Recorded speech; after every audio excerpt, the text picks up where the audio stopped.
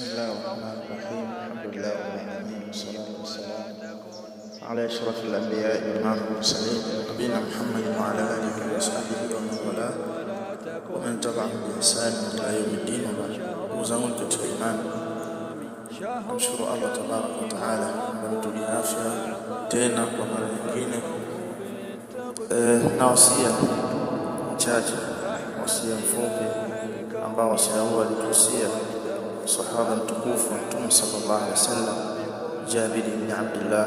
Katika maneno yake alisema katika kutuhadharisha kutokana na funga zetu, kutokana na mambo haya aliposema, idha sumta falyasum sam'uka wa basaruka wa lisanuka, pindi utakapofunga uyafunge masikio yako, uyafunge macho yako na ulimi wako, anil kadhibi, kutokana na uongo, wal maharim, na kutokana na haramu, wadaa adha aljari, na maudhi kwa jirani, waliyakuna alayka waqara masakina yawma sawmik, na uache maudhi kwa jirani na uwe mpole mnyenyekevu katika siku yako ya kufunga.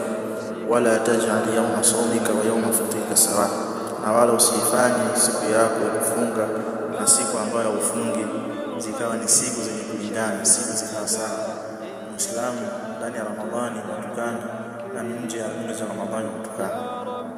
Kwa hiyo kujihadhari katika kusikiliza yale yaliyokuwa ya haramu na kufunga macho katika kutazama yale yaliyokuwa haramu, na kufunga ulimi katika kuongea kuzungumza yaliyokuwa haramu, kutokana na uongo, kufitinisha na mengineyo, na maudhi kwa jirani. Kuchunga Uislamu umetumiza sana katika kuchunga haki za majirani zetu. Wasiangu mchache. Barakallahu fikum wa jazakumullahu khairan.